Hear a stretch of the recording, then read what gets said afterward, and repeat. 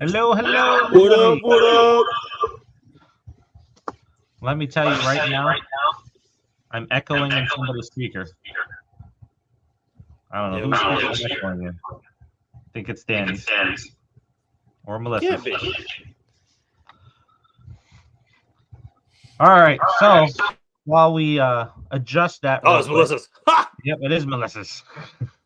As we adjust that real quick, so we have Melissa with us.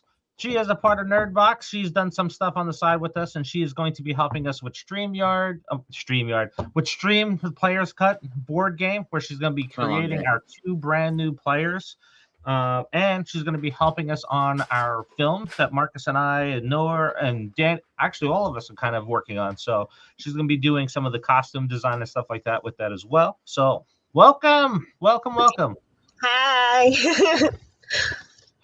So we got some exciting things to talk about today, Scream related. It's going to be a Scream month. Next week we are off because it's a Super Bowl and we don't want to compete with the Super Bowl. But we'll be back the week after for something that is very exciting. So we'll have Sister Pam with us, and we're going to go back through and we're going to take a look at all the characters one last time to get who lives, who dies, who's Ghostface. So that's going to be on the 15th, the day after Valentine's Day, is where you want to tune in for that. Now, this week, hopefully, I'm running way behind, but this week we're going to have a who's list drop on the channel. So we're going to talk about every single character, who they are, and how they tie into Scream 7. So that'll be your video before we do that live stream on the 15th. So you'll get to know the characters beforehand, and then we'll talk about how our picks have changed since then. But let's go around. So how's everybody doing today? So we'll start with our new co-host, Melissa. How are you doing? Hanging in there, trying to fend off a cold. So, getting tired of all the snow. I don't know about you guys. I know it's not melting down here. So, just waiting for some new stuff to come out. All right. Yeah. All right. Marcus, how about you? Man, just getting over a cold actually. Man, Days of the Dead was great out here about a week and a half ago. Got to catch up with some old friends, some old pals, met some new ones. And just excited for our projects that's coming, man, with Alice and Ethel and Stream. So Yep. board game. So looking forward to it. Well, you just had an independent film premiere last week, right? Oh yeah. So some local filmmakers out here. We did a film back in 2024, a little horror comedy called Dollface. Turned out some good pops, some good laughs. I gotta wait to hear where it'll be distributed, but we had a good turnout last week. So yeah, it was a fun little film. And again, great to be a part of Danny's project. So can't wait for you guys to see that. So Yep. All right. So Noah, how's it going with you? It's going. I went out and played in the snow. I had some fun. I had some childlike whimsy in this crazy world. Busted out the Nerf guns. Just had some fun. I'm also excited to see how Danny's movie comes out. I think that's gonna be a lot of fun. I don't know. I'm living like Larry. That's the best. That's the best I got. Yeah. Well, Danny's film is a feature-length Scream film. So, Danny, I'll turn it Yes. over to you. I know we're having some camera and mic issues right before we went live, but go ahead, man. What do you got to say? Yeah, super excited and appreciate, the whole crew helping out on this project is, better than ever. We're definitely on the right track to release February 20th, a week before Scream 7. So it's super exciting, man. Still in post-production right now. So every help that we can get is going to be great. But also, since Indiegogo did crap out on us, we're going to actually have a private website for everyone to donate and grab merch and everything else. So it's going to be fun. So, we're going to be handling that ourselves. And if anyone wants merch or to help support the film, to help us get to certain film festivals and even cons and whatnot, that's going to be the way to do it. So once that is up and running, which should be way sooner than Indiegogo, because I have a buddy of mine working that out, we'll put it up and send you guys some links. Be great. All right. Hey, should we 2026 is show the them year of the? Nerdbox trying new things. Yeah. Would you, Danny, want me to show him the poster? Yes, please. So today we revealed on social media platform our poster for Scream Behind the Mask. Looks absolutely phenomenal, man. So my co-creator Rafael Barges, which is the second individual on the left side, he created this and was like, "Hey, man," because we already have a poster, but he wanted a theatrical poster and created one and sent it to me. It looks absolutely phenomenal. I was blown away. It does. It does. Let's zoom up on us. So let's see who's with us today. Let's see. We got RJ with us. He's ready for Scream 7 talk and the Grammys. What a great February 1st so far. King Matthew is with us. Hey, King Matthew. We have Alexandra or Alexandra Ade. I don't know. You know me. I suck Alexandra at Ade. names. Yep, there you go. There you go. You should announce the names. I shouldn't announce the names. No way. We got CG Yeah, but it's with funny us. when you do it. Yeah. That's what it is. It's funny. You got that We one. got Russell God with us. Let's see. We have our troll Campbell with us. We have Stephanie with us. And we'll have some of our usual casting characters with us very soon. So we have It's Joseph 1128 with us as well. Hello, Joseph. I know Scott Walker is going to be a little disappointed because he wanted me to have my dog here. And right now, she is giving me a hearty good stare after I took her ball away and she crashed one of my cabinets over here. So she's breathing heavy. So I may get attacked in the middle of the stream, maybe. But we have some news to talk about. So maybe what we'll do today. Oh, we got Ghostin' in the Dark with us as well. Maybe what we'll do is we'll bounce around between regular topics and Scream topics. The first one out there is going to be Heart Eyes 2. Marcus, you kind of broke it all to us the other day. So thoughts on Heart Eyes 2? Are you excited for it? I mean, I am. I love the first film, man. It was just a good fun film. It came out at the right time. I'm glad that Mason Gooding is getting more work. Oh, he's returning? As an actor. Well, I'm just saying about the first film, the last film. Yeah. I hope so.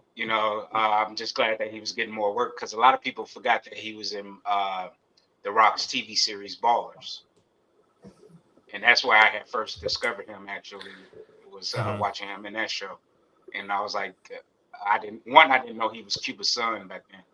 And then two, I was like, he was just good in the show. So Hard Eyes was a fun film. And yeah, I'm curious to see how this one is going to turn out. So. Yeah, it's my number one slasher film for last year. There was a bunch of them that came out. Really excited to see the sequel of that.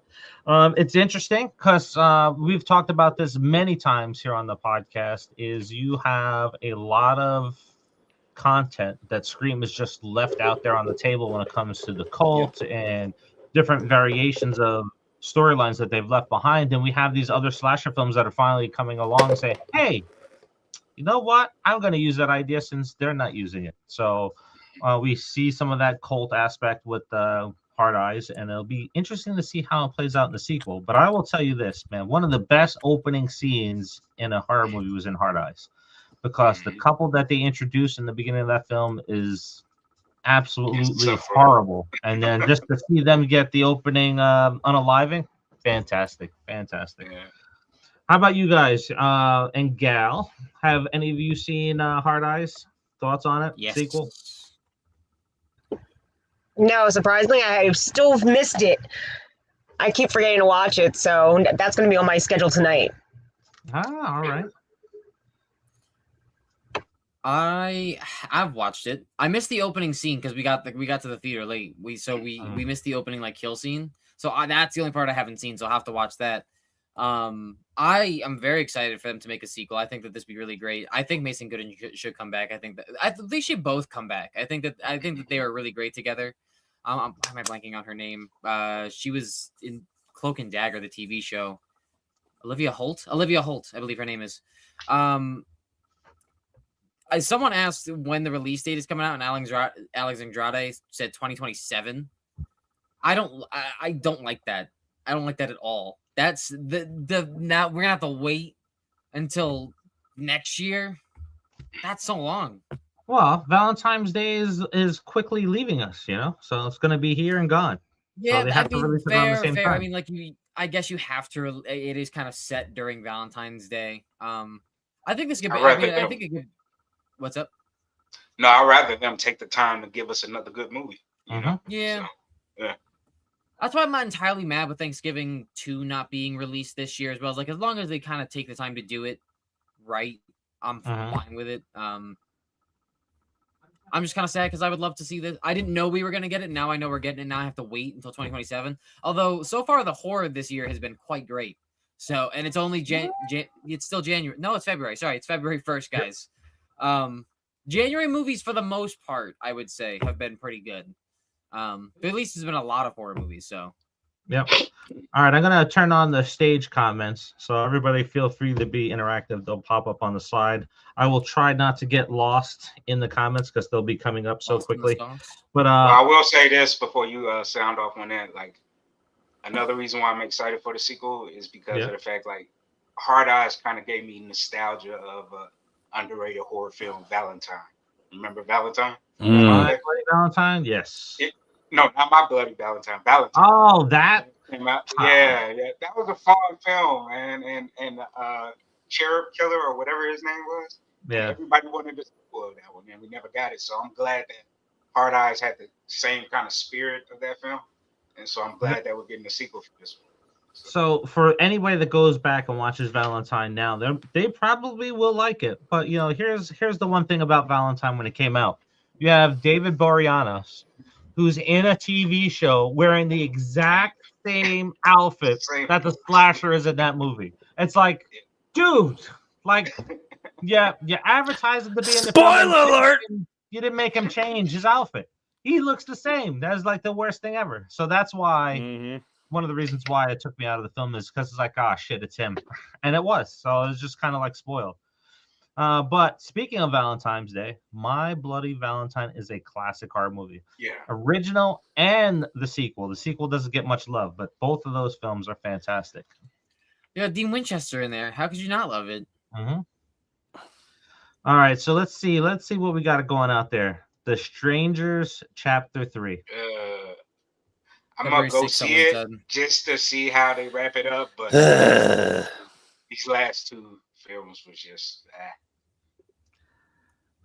Do I have to leave it alone? Can it be worse than a 30-minute chase scene with a wild boar that has nothing to do really with the movie? I was like, come on.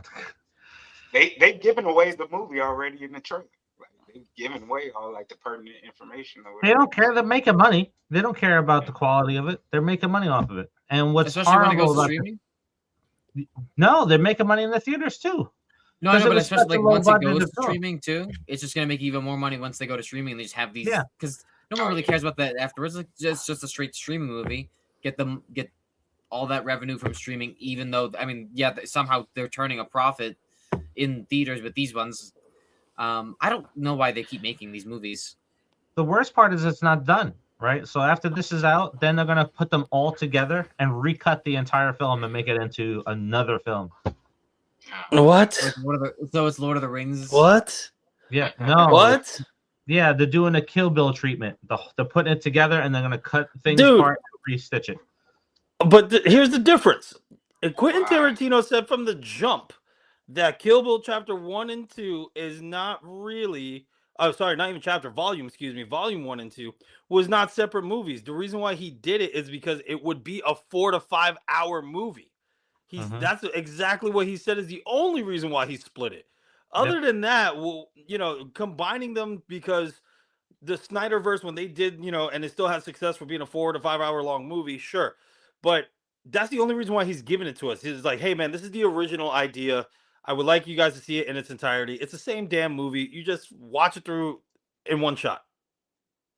This, recut, all this stuff, put into it. Nah. Sounds like a headache, dude. Sounds like a headache. Oh, yeah. Yeah, horrible. Horrible. And the sad part is I like that actress, Madeline. I always butcher her last name. I like her as an actress. From Riverdale. Yeah, she was the best thing. These movies are just bad, man. She's the best thing about part 2, but she's just surrounded in a world of crap. So it sucks. Yeah. Hopefully it just doesn't kill her career or anything like that. Let's see. We got some other slasher films get to our next comment. So Busted out. it's Joseph says he also can't wait for Thanksgiving 2 as well. I'm hoping that still gets made. I'm a little nervous now that it's not going to happen. Listen, let's not even boys, think about I know that. I'm a bad horror enthusiast and bad movie guy right now because you guys know because corporate life is eating me alive. How was Thanksgiving one? Very good. I Yeah. gotta jump I'll on put it like Damn this. I wish it was more in line like the Grindhouse trailer Mhm. he Okay. shot. I wish it was more in Yeah. line like that. But of course they, cleaned it up for, So Yeah. I wish he would have kept it in tone like the Grindhouse trailer. But Mhm. yeah, it was still a fun film. Cool, man. Yeah. You know what I'm still waiting for all the horror enthusiasts out there? I'm still waiting for Trick or Treat 2, man. I really want that. Really, really bad, bro. Everybody wants Really that. I bad. want it. It's I really want it. good. Didn't they confirm that? Didn't they say they were doing They that? confirmed it a long time ago. Never got made. Same thing with Gremlins 3. Gremlins 3, greenlit, not greenlit, greenlit, not greenlit. I don't know, man. Supposedly I really now it's want gonna Gremlins cross 3 as over well. into the new Ghostbusters universe. Dude, all I know I is don't Trick know. or Treat. Because it's an anthology, you heard me say it here before. If they have a Michael Myers story intertwined with Trick or Treat, it'd be incredible. Mhm. It would be incredible as long as they do it right. All right. Then another one before we get to our Okay. next topic is who's going to watch Ready or Not 2 next month? Of course. I'm gonna try. Can't make any promises. I'm excited for that one. Mhm. Definitely excited. That for one looks good. That one looks good. The other one that's coming out with Zazie Beetz. Oh yeah. That is looking to be like my number one film for the entire year. I'm just saying. Yeah. It looks No like it's way. gonna All right. Yeah, that Yep. one looks fun. Yeah, because after seeing Boy Kills World 2 years ago, this looks like it's a cross between that and Ready or Not, and that just looks like it's going to be absolutely fun. Is it The Dutchman? Is that what you're talking about? No, it's who? Let me see. Let me look it up real quick. Oh, they will kill you. Is that it? Yep, that's it. They Will Kill You. That looks like it's going to be fantastic. Another film, I don't know if everybody's seen it out there, is Psycho Killer. So Psycho Killer is a I'm Valentine curious about Hardy. Oh, interesting. Yeah, I'm Oh, curious about okay. that one. Yeah. That's that British actress, and I just found out like recently that she was British from Barbarian. She was the lead in All right. Barbarian. Yeah. All right, we got some of our regulars in. Hey, Tavon, how's it going? Hey, What up, dude? let me Shannon, scroll what's down. going on? All right, so we're gonna talk about a next topic. We're gonna weave in and out between Scream and regular topics. So we're gonna talk about another Yes. slasher movie after we talk about this. So I don't know if everybody's kind of seen it, but for the longest time, and we've talked about this before too, is that they had the 25th anniversary of the Scream mask and robe that was out there. So now they have the 30th anniversary that's coming out. There's the mask. Wait, Dave, go back.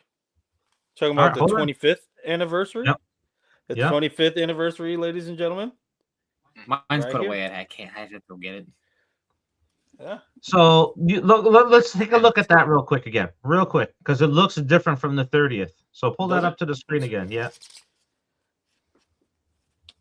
I mean, it also says in the like if you go onto the website that it may not look like how it's good. It says it's made cheap and mass produced. It literally says in the description. Oh, really? I went onto the website. At least if you go into the Instagram post, there's a link. Oh, in that the one looks description. like. It looks horrible. Hold on. That one looks like. Hold on. That one looks Yep. like this one. Hold on.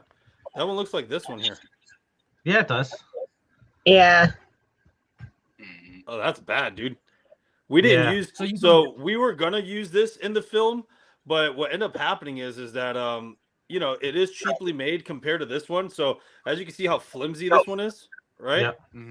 Yep. It's not as sturdy as this one. This one is like really thick in plastic, right? For the 25th anniversary here. Mhm.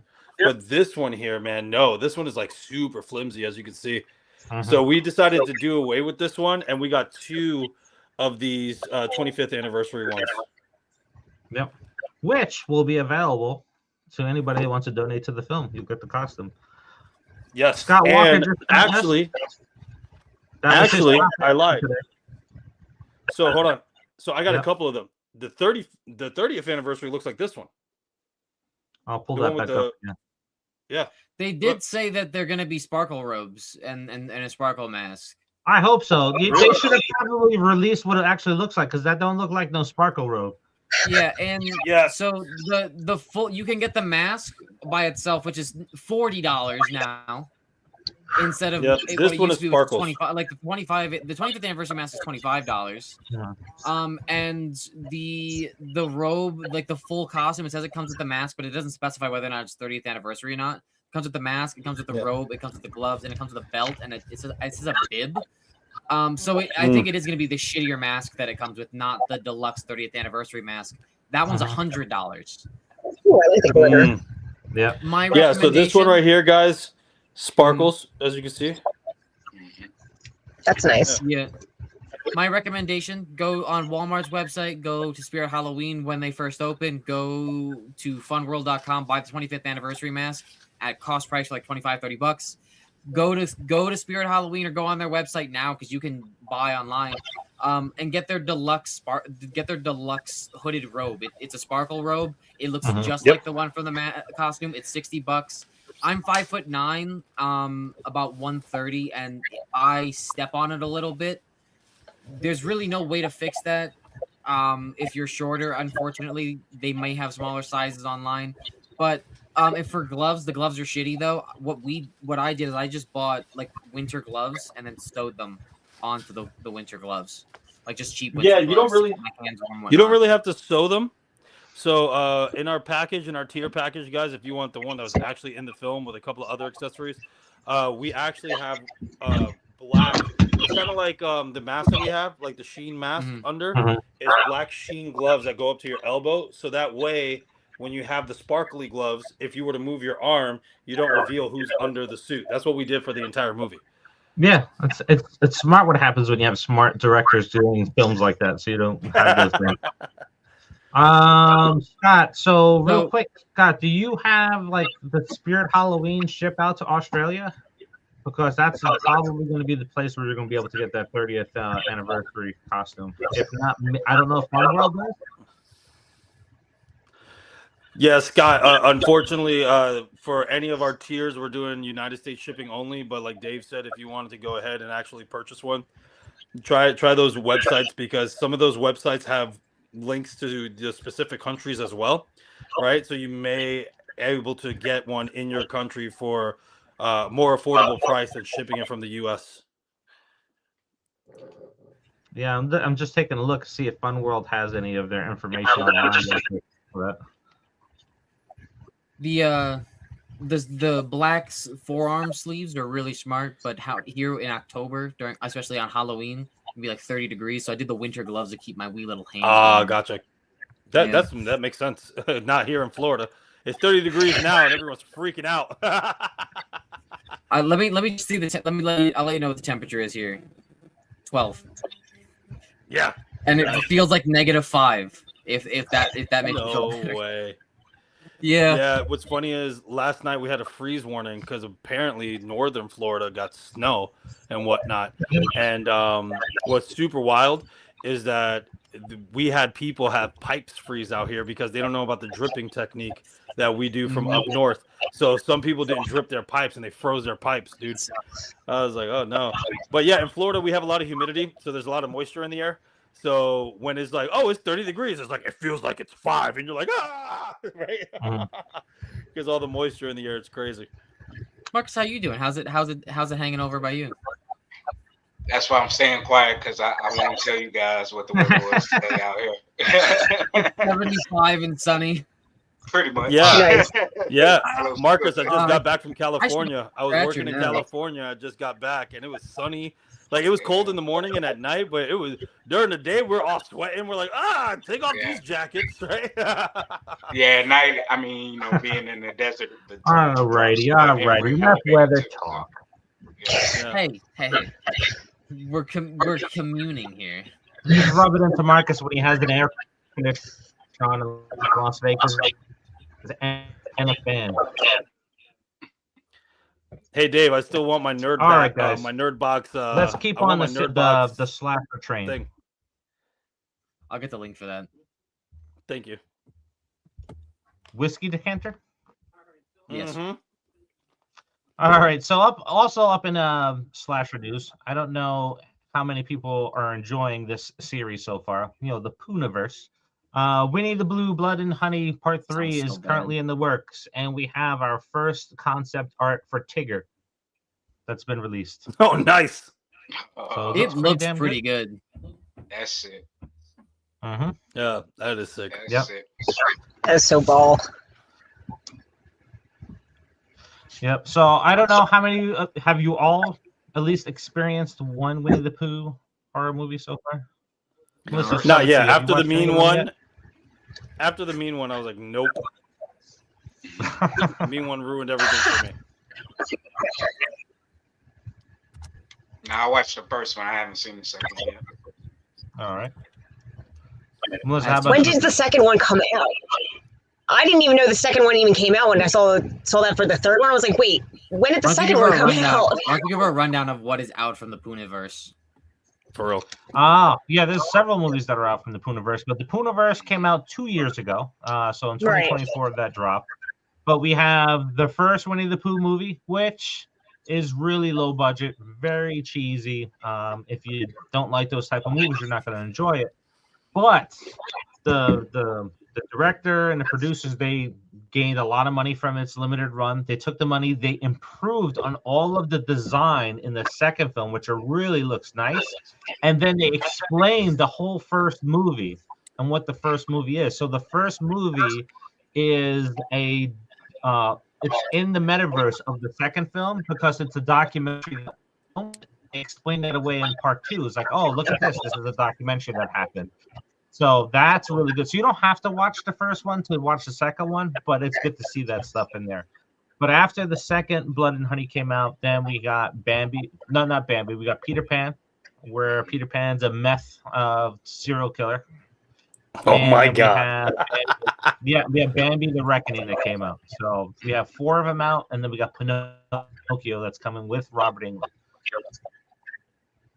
Nice. I forgot about that. I Isn't told that you one gonna have? that's- Isn't that one gonna have like claymation or stop motion or something like that in that one? Yes. And the Yep. Pinocchio character looks an awful lot like the puppet Freddy. Nice. Yes, it does. No, that's I have to that's watch the movie Jiminy. now. That's Jiminy Cricket. That looks like it. It's Oh, okay, Jiminy okay. Cricket. Yeah. Oh, Yeah. all right. So King Matthew Hey- hasn't seen hey, any boys. of them. Yeah. Give me a second. My boss is calling. Okay. All right. So we have Atrol that's seen it, and he said it was terrible. Atrol, watch the second one. The second one's a big step up from the first one. All right. So we're waiting for Danny to come back, but I'm pretty excited for this next one. I think it's going to be pretty good. I think they're going to learn from what they've been doing and elevate it even further. But how about Terrifier 4? Is anyone excited for that? I am. I think it's coming next year, though. I don't think it's coming this year. I haven't. Well, I mean, that's the thing. Right? There's nothing that's come out about Terrifier 4, and other than like the explanation that we're gonna get an explanation to the origin of art, which I'm not. We don't need. I would rather we didn't, because there's a much larger chance to screw it up than get it right. I think, but to argue that point, I haven't been let down by the other Terrifier movies. The second and third ones have elevated the first one for me, so I have yet to be disappointed overall by the Terrifier series. So I don't see why it can't be done properly for Terrifier 4. So Yeah. I'm excited for it. I have like I said, I have no reason not to be. There's been I've been given no reason not to be. Now, if we talk about Scream, then they've given us some reasons, but Yep. We may go from Scream theories to Terrifier theories. So depends on how 7 does. Yeah. I pulled it up at the wrong time. Melissa Scott says hello. So Mid chug on the jug. All right. So that is that. So that we talked about our Winnie the Pooh. Let's go and pull another spot here. I'm not going to play the interview because my internet's better now without playing the window right now. But so Marcus, why don't you lead us off with this one? The Roman Bridget interview with Scott Foley. Oh yeah, so Scott Foley was promoting, I guess it's a new show or movie that he has. But the interviewer on Entertainment Tonight, asked him about his return to Scream 7. And one thing, I mean, it was a good 10 minutes into I would say like 3 or 4 minutes into his interview that he shared about being on set for like one day. So I guess it kind of leaned into our theory of it being like maybe a flashback scene of Roman, and then he briefly talked about being on set with David Arquette. So I don't know if they shot the scene. He didn't say whether or not they shot a scene together, but they were there together for a day. So yeah, maybe it's a flashback scene. Maybe it's the whole AI that, rumor that people threw out there, especially with the AI video that was released recently. Yep. That theory. So, but it's confirmed that he is a part of it for sure. So yeah, it was just a cool little interview. You don't think it's a red herring, possibly? I know we're going to talk about some of those pictures from behind the scenes that may tie into what we're thinking here, but maybe he's doing the reverse of what Andrew Garfield was doing. It's like, hey, I'm not in the new Spider-Man film, and we have these people coming out and saying, oh yeah, I was there, because he says he didn't have a script, right? So does that maybe lend to, it's like, okay, well, maybe like Stranger Things. he's just saying he was a part of it to throw people off. I don't know. I mean, because like, what was the scene when we were looking at the little murder board or the drawings and everything? Whoever room that is, I don't know. Maybe that ties into it somehow. Whether it's a nightmare, flashback, I don't know. But I'm curious to see if they're either going to do the whole, even though he looks exactly the same, as he did back then. I don't know if they'll do the whole little de-aging thing like they did with Skeet the past 2 films. Yep. So I don't know. We'll see. Yep. King Matthew's thinking it's a dream sequence of Sydney's that she has of Roman. Could be.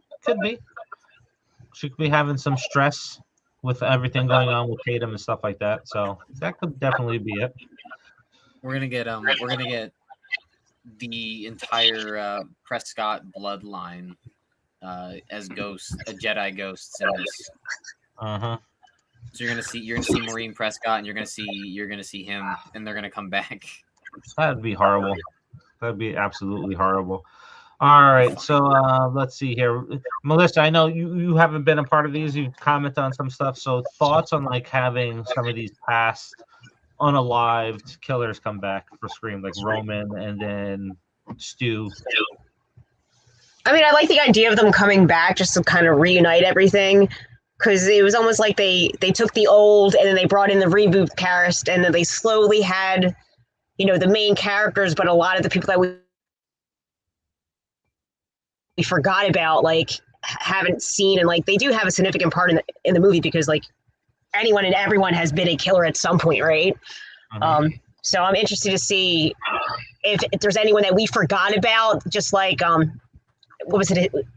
Was it Stu's sister? Yep. That we haven't really seen anything about or heard anything about, but like, what's actually happened to her? Like, they talked about her, but like, is she coming back? Like, are we actually going to see her? Like, what's going to happen with all these significant people that like we've known from the original franchise? So I'm curious to see like how it does everything together.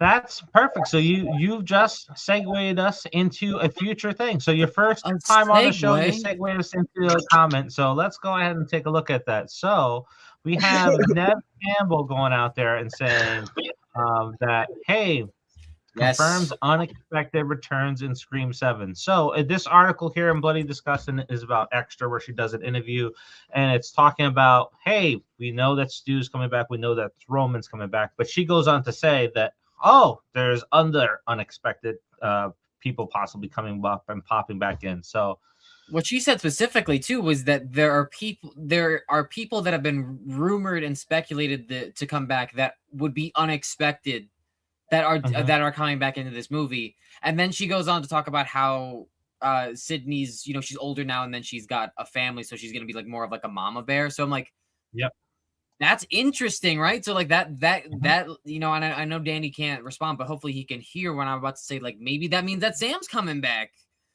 Yeah. because that is Mhm. that is a big rumor. 'Cause, like we already know, Heck, like Uh-huh. you know, Chad and Mindy's coming back. I mean, like you can say that Martha like would be like someone that is rumored, but she's not unexpected, especially since their kids are coming back. Maybe Joel the cameraman, because that was not even confirmed other than by anybody other than Heather Matarazzo. So it's like, really, who else do you have in the franchise that you can bring back that's unexpected that they haven't already announced other than Sam and Tara? It could be Joel, the cameraman from No, Scream I 2, said that, right? but I said that. Yeah. But it's funny that the shitty AI video that they released. Well, they did after that they released another little short video, and it is a memoriam of all the people that have been unalived in the franchise. Angelina was listed in it this time. And that's wrong. I mean, Interesting. that's been confirmed that they're alive, that she's alive. So that's rather Mhm. interesting. So yeah, I mean that is another thing, because another unexpected return could be Angelina, that's been heavily rumored by fans. So look at Sue Storm. Yep. So yeah, that'll be interesting to see. I seen Danny flash on screen and then flash off. I don't know if he's there. He is. No, I'm back. I'm back. Yeah, I'm back. Sorry about that, guys. Yeah. That's all right. So Danny, to catch you up, so we had Scott Foley talking about his return on set, and when he was there, he had no script, and he saw David Arquette and Nev Campbell there. So he was there for a short time and did what he had to do, and he went home. I kind of mentioned maybe it's a red herring where they're just saying like, "Hey, I'm here, I'm doing stuff," but then Melissa segued this into Nev Campbell's comments on expect more people to be possibly returning that have been rumored to return. Yeah, so we talked a little bit about the rumor that we heard. We heard that I heard this before, and David's heard before this too. That I told him. Oh, my boy Landy, ladies and gentlemen. So Landy, guys, sorry, I have to stop really quick. So Dave, can you pull up the poster really quick for me? Yes, I can. So Landy, ladies and gentlemen, is the gentleman. If you're looking at it and reading from left to right, he's the one with the ball cap all the way to the left. Landy is absolutely amazing. He's an amazing musician and producer as well. If you haven't checked any of his stuff out, please do so. And I can't wait for you to see. He's basically our Randy character in Scream Behind the Mask, which is pretty dope, man. So All I'm right. very, You know very what? excited. We have a lot of new people here. We've talked about this a couple of times. So let's just show the Hello? What's your favorite scary movie? I hope you're not expecting me to say Scream. Oh, why not? The franchise recycles material over and over and over again. You know, anything could happen.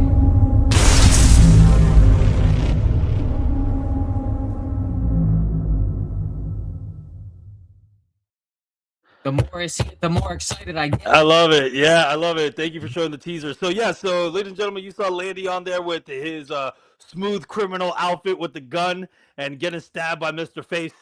Yeah, so if you guys don't know, that Scream actually got its name from Michael Jackson's Scream, the music, right? The Weinstein brothers, they didn't have a title for it. It just said Scary Movie on the script. Hence why the Wayans brothers did it and used Scary Movie. And one day they were in the office and they heard Scream by Michael Jackson and Janet Jackson play on the radio and go, that's what we're going to call it. We're going to call it Scream. And that's how it got its name. So this is a little bit of a crossover with some Michael Jackson elements, but a full horror Scream horror film, just like normal. And yeah, Landy was a big part of that. So thanks, Landy, for hopping in and showing us some love, man. Look at this. We got our first theory on who is the Ghostface of this film. Hey, I can't say anything. I don't know, man. Don't be telling everybody. All right. So, but no. To get back on topic. Yeah, Dave. Don't know. Dave and I Maybe we'll heard tell this you. rumor. Yeah, right. Keep going. Right. Dave and I discussed this. There was a rumor that I heard that Matthew Lillard's was a leak. He was not supposed to be known for coming back into Scream 7. Hence why they were bringing back everybody. Be like, look, everybody's coming back. We got Dewey. We got these people. So it could be a huge red herring, especially after hearing that, oh, I never had a script. Well, he just was probably on set for people to leak out that he was on set. and then leave it at that, right? Or it could be flashbacks like all of our theories here that we've said multiple times on, the podcast. So 30th anniversary could be a montage at the end. Yeah. Fair enough. Put up on script on set, film something, and then Green Day to something play. afterwards. Yeah. Yeah. Very true. Very true. Very true. All right. So before we go all in Scream for the rest of the way, so I don't know if anybody knew that this is being done, but this goes back to Danny, Melissa, Marcus, and I when we were younger. Faces of Death was a video franchise on VHS tape. Back in my day, the good old Terrified me. days. Terrified me as a kid. Blockbuster was a thing. Oh my I god. don't know what Blockbuster is. It was even older than that. It was like West Coast Video, like way back. Yeah, now you got me. Like now you got me. Did you guys know we had a separate rewinder for the tape? Yeah, I remember. She brought Please it be back. kind and rewind. She brought it back to West Coast. Yeah.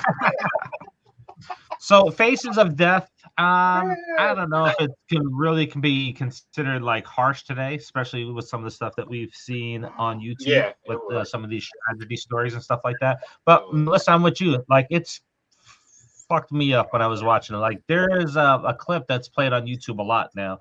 It's where a guy was at a gun control convention and he was lecturing people about it, and he had a brown paper bag on it, and he just pulls the gun out and pops himself right on live TV. And I was like, I saw that, I was done. Like, nope, don't need to see it. But there's things in there with animal torture, there's rides, the monkey brains. Yeah, exactly. Eating the monkey brains. Eating monkey brains, how they kill chickens. Oh, always gets me that scene. They strap it into the table and they beat its brains. But it's been remade and it releases in April. So yep. Yeah, okay. I'm too excited for that because I remember it was like 98. It was one segment that made me terrified to step on elevators because the guy wasn't paying attention and the door opened and stepped down the shaft, and I was like, "Yep." So is this basically like VHS kind of deal, or like what is this? Yeah, it was back on VHS days. Yep. No, I mean like is it like the same format as VHS? Oh. No. Oh, like quality? Probably not. I mean, me and Dave saw a couple of those trailers where they're trying to remake movies. Not remake, but you know what I mean? Bring back 80s style films of like VHSs and whatnot. So what I mean is like, is it just, are they short like separate stories? Like what is this movie then? I'm confused. How does this play out? It's like I said, it's like a lot of clip shows that we have seen today on YouTube.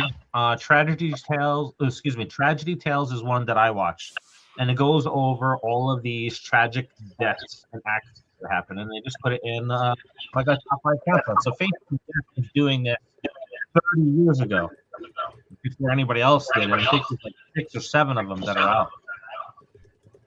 So is this based off real stuff? It's supposed to be based on real stuff. If I remember, some of it came out, it was fake. Okay, I got it. That's what I thought you were like implying at first. I just wanted to make sure that that's actually what you were saying. Okay, I understand. My noggin's noggin now. Yeah, you see there? It's Joseph is saying, "Hey, everyone, hit that like button, please do." Yes, please do.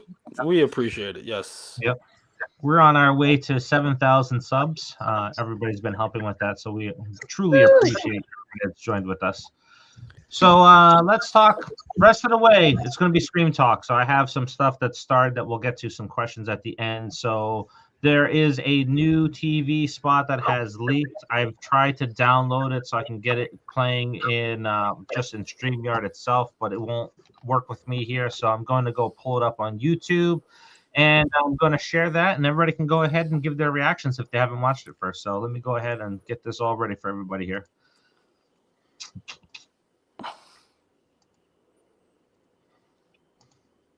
You're Scott Walker's #3 favorite YouTuber, Dave. Thanks, Scott. I love We you appreciate too, that, buddy. Scott. You remember the saying though. First is the worst, second is the best, third is the one with the treasure chest. So that implies good things for Nerd Box. I'm surprised right, you know that, youngin. So let's go ahead and watch this. I've been planning this for a long time. I need to get a drink. Your daughter is the same age you were when this all started. Is your mom gonna let you out of your cage tonight? You thought you could protect her.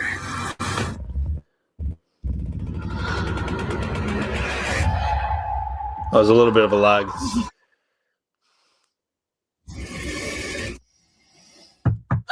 Oh, Dave is lagging. It's lagging hard. Alrighty. I'm gonna shut that window down now and get the lag out of here. Yeah, you're also lagging, by the way. I should be better in a second. That's because I'm playing in a different window today. It's not working nicely. But I don't know if you were able to see it. It's on YouTube. It's a very good, clear clip of it now. So we get to see a couple of new scenes in there. So we get to hear Hannah talk about Sydney being a helicopter mom. We get to see the security system. We see that Ghostface has been hanging out in her house, a la Black Christmas, the whole time. There's an extended scene with Mark Evans kind of crawling across the ground.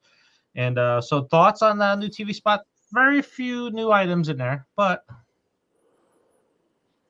Well, when I first watched it, I didn't hear that stuff because I guess the audio was cutting out on the clip that I was watching, anyways. So I didn't hear the "Did your mom let you out of your cage tonight?" So that negates the theory of she wasn't being a helicopter mom like Lori was. She very much, I guess, she is. I didn't notice the security system, but that doesn't surprise me. She has a panic room.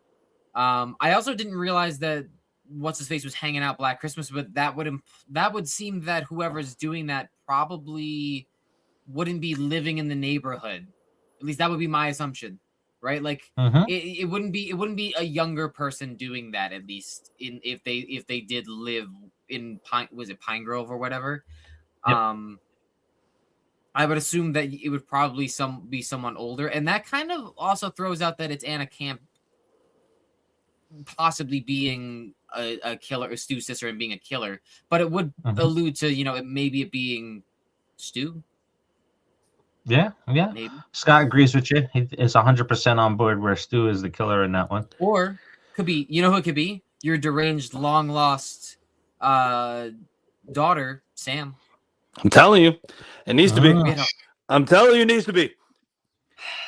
But speaking of which, I'm watching it now. I'm sorry, it's Billy. I'm watching it now.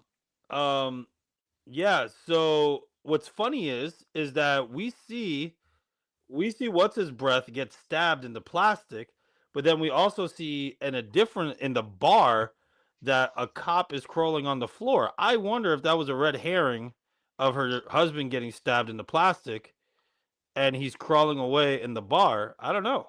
It actually looks pretty good. Yeah, I'm thinking Mark Evans dying in this is a red herring. I don't think he is. You think so? Alive. Yeah, I think he's the new Dewey. I think he's taken multiple stabs and he's surviving. Interesting. After they set up Chad as the pincushion. Yeah, it's because Chad's gonna die, or Mindy's gonna die. Oh yeah, and I see another one that allegedly is a leaked number 2, and you see Mindy swinging at Ghostface. That's in the trailer. We're gonna come back to that very shortly. Yeah, that's in the trailer. Okay, we're gonna talk about that in a second. So I just got a question here for you, Danny. Yes. Any more news on the reshoots for Scream 7? So what we heard, and again, so if you weren't on the last podcast, Joshua, and anyone on here that hasn't been on the podcast from our last one, so we had heard that all over TikTok and all this other jazz, that it was revealed that what's that actress' name again? The one in the blue plaid? McKenna Grace. Her character McKenna name Grace. Yeah, Hannah. Yeah, so Hannah allegedly was leaked that you see Sydney walking into the room, and then Ghostface takes off the mask, and it's Hannah. And so allegedly, again, we don't know if this is true, guys. A lot of the stuff that we hear, you know how sometimes it's just fake news and whatnot, but allegedly that was a real leak, and allegedly that was not supposed to happen. And so now they're doing reshoots yet again, even though it's coming out in what 26 days, and they're trying to fix that it's not her. So again, could it be real? Sure. Could it be fake? Absolutely. You know what I mean? Because I saw it on TikTok, and The I clip? was like, yeah, and I was like, Yeah, it didn't look like if that's real, goddamn, did that look choppy as Yep. fuck. oh yeah, And if it's not real, then yeah, it like, you know, AI is getting better. So Yep. it looked like it very well could have been AI. I would be willing to, and especially with the amount of like footage of all these actresses and actors that are online, like it'd be very easy for them to replicate that stuff because, you know, it's not real art. So so I would be willing to bet that is probably AI, and also it would be interesting to think that maybe it's a leak by the studio and they showcase us that they've used AI already. So maybe they're doing it here and they leak their own AI trailer or something like that. I don't know. I'm giving them too much credit as always, but Yeah. it looked AI. So I'm gonna. Critical Overlord, for those that knows and follows him on YouTube, he usually has a lot of the behind the scenes stuff and stuff like that. So he and I talked a good portion of the day last Monday after our podcast and talking about that stuff. And he has not heard that's why they're doing the reshoots, but he was going to go and reinvestigate that stuff. Nice. Yep. So he was going to look into it further, thinking that maybe it's something that was in place originally before the latest that dropped out. So we'll find out eventually. And also, I'm kind of with Noah because, dude, usually these studios are really good at not leaking shit. You know what I mean? Yeah. And usually whoever leaks shit gets reprimanded and blackballed like there is no And now there's like tomorrow. 4 leaks. Matthew Lillard's return, Yeah. Hayden Panettiere's supposed return, this Yep. trailer.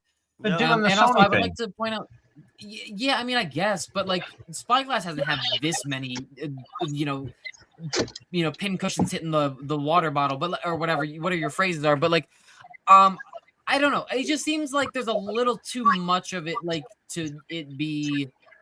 I don't know. It feels too coincidental to me. And Yeah. another thing with the skirt, like, so there's a thing with the skirt, like oh well, she's wearing the blue skirt, so that kind of gives it away, anyways. There have been many like female actresses or characters in the Scream universe that have worn skirts, and I'm pretty sure 2 of them were blue, and they both died. So I don't know. Take it with that what you will, but I don't know. I just think that one, the clip looked bad, and 2, this all just seems like we're being set up in kind of for something. I'm gonna say this, right? So Scream doesn't have to do the mass marketing video wise because it has all the YouTubers doing the talking from the little piece of information that's out there. It's smart. Absolutely. Right. And I want to piggyback 2 seconds, and then Dave, I'll let you go. I agree with Noah, but I think the main leak for real was about Matthew Lillard. I think that was the main leak, and now this is why they're doing all this dumb shit of leaking, right? To you know, either reshoot for real and, you know, leave Matthew Lillard for 8, or they're just doing all these leaking bullshit to veer us away for forgetting, like, oh yeah, wait, there was a good source of Matthew Lillard being in this movie. You know. All right, let's dive into some of the other stuff. That's where our conversation is going to come. So, there was a behind the scenes mini interviews that were dropped this week. So I'm going to play a quick 2-second clip from it. Now we're here at part 7, and it's. So if you see that real quick, I didn't slow it down, but you'll see that there looks like some sort of liquid falling from the top of the theater that they're in, a la Carrie. And then you see people walking through the theater, and then you see an actress swinging back and forth. So I'll play that real quick because it's an entertaining clip. Now we're here at part 7, and it's. That actually looks like he probably murked somebody, right? Probably that hanging body that we're seeing at a theater, right? And that's the blood dripping down, and the cops running in, and Ghostface is away. Yeah. Yep. Yeah, that looks like someone that's murked. For real. Now, yeah, they're swinging from side to side in this because the clip that was released was just this image. So it's like, oh, is somebody falling? Is somebody on a suspended wire? Because in the film, there's supposed to be a play that's occurring. So is this part of that? But then you get to see Ghostface that's in the same exact setting. So Yeah. Ghostface working. Now, we've talked about it before. Look at that height on that Ghostface.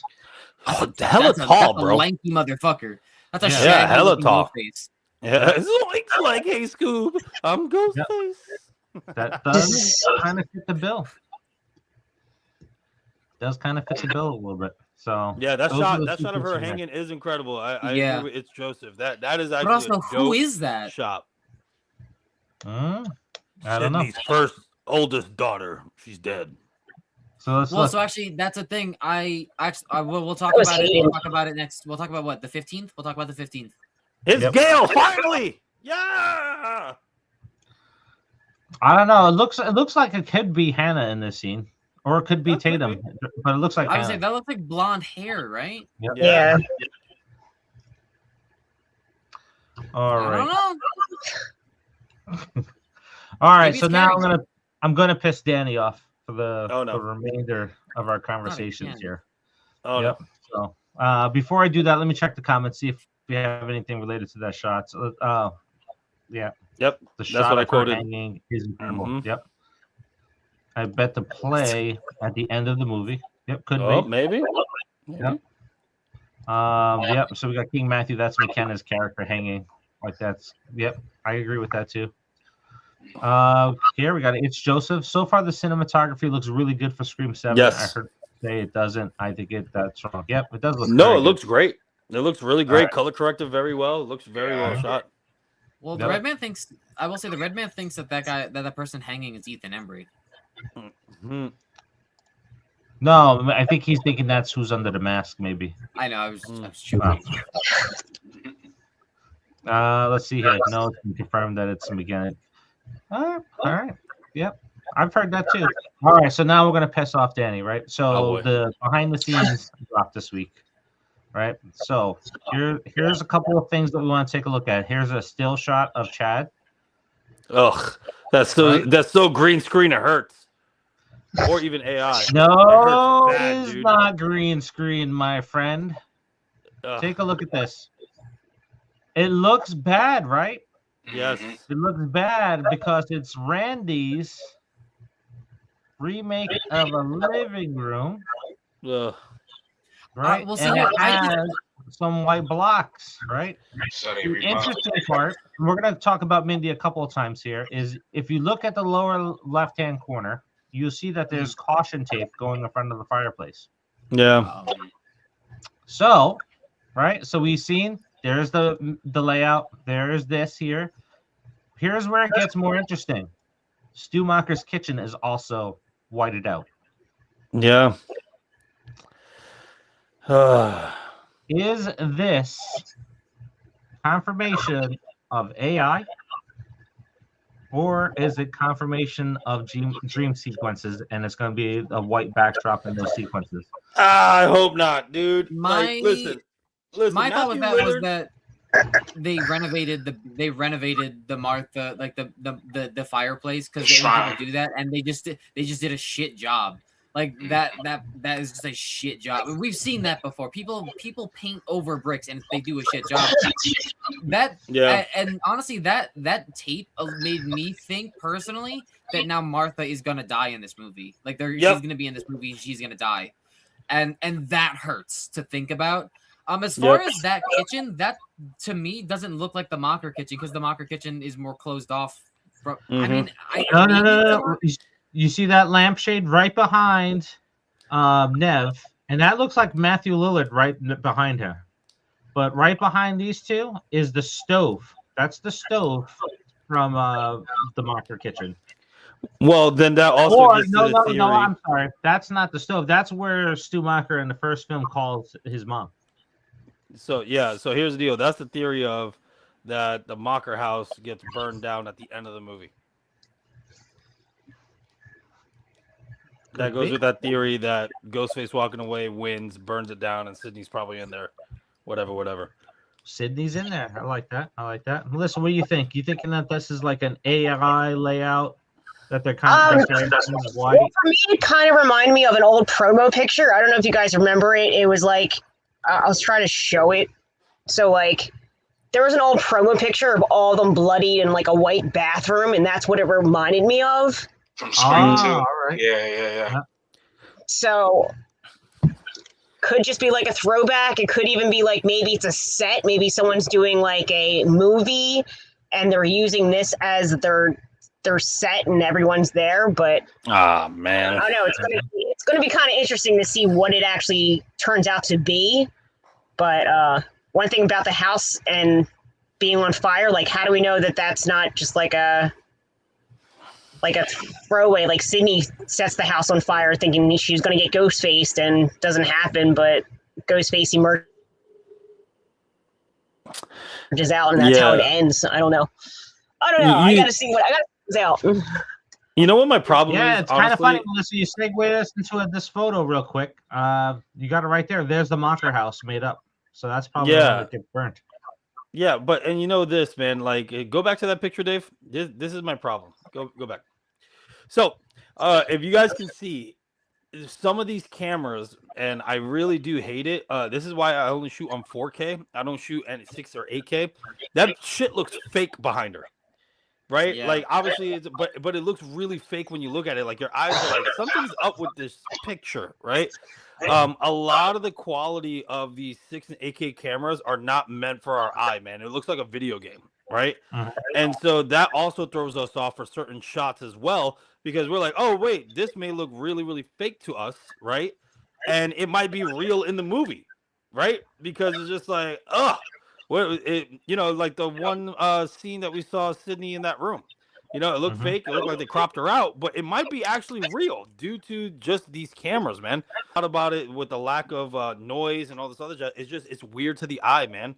It's just really weird that some of these movies are too clean, if that makes sense. Your eyes can only process so much. These cameras are pointless. They're pointless to use to make the 4K cameras are pushing it for the it's right there. Can see in the spectrum. Yeah, like realistically 1080p is the best for our eyesight. But I don't know. Like, I really hope that it's not how that they're going to be filming. I really hope they're not filming with those cameras, because if that's true, then it's going to suck to look at. Dude. But I mean, the trailers look good. Yeah, I should have saved this, man. I should have pulled a picture of Stu's kitchen in, but that's definitely Stu's kitchen. But I may be wrong. Yeah, you know, and then on top of that, man, the whole AI bullshit, like we said it, if you don't use it properly, if you do not use it properly, it's gonna suck really, really bad. Like, let's say, for instance, this is what I would hate, because that set does look really fake, right? If it's not an interview style with Mindy and Chad or whatever, right? I don't want an invisible man shit that all of a sudden Sydney goes into the house. It's like Cerebro, and all of a sudden it transforms and it's a flashback.